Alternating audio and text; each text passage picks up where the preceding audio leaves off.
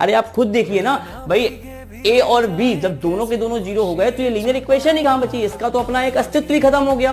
भाई ए जीरो हुआ उसकी वजह से हमारा एक्स भी जीरो हो गया, बी जीरो हुआ उसकी वजह से हमारा वाई भी जीरो हो जाएगा, दोनों के दोनों वेरिएबल जीरो हो गए, मतलब ये लीनियर इक्वेशन बची ही नहीं, एक भी वेरिएबल इसमें नहीं है, ना वन वेरिएबल की लीनियर इक्वेशन बचेगी, ना टू वेरिएबल्स की लीनियर इक्वेशन बचेगी, तो इसे हम लीनियर इक्वेशन की कैटेगरी में रख ही कहां पाएंगे।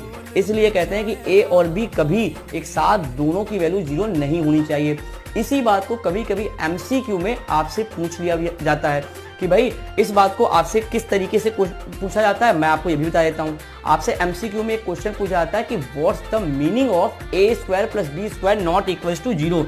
What's the meaning of A square plus B square not equals to zero. भाई इस लिखे हुए टर्म का मीनिंग क्या है, तो आपको हमेशा ये बताना होता है कि इस लिखे हुए टर्म का सिर्फ और सिर्फ एक ही मीनिंग है कि ए और बी दोनों की वैल्यू कभी भी एक साथ जीरो नहीं हो सकती।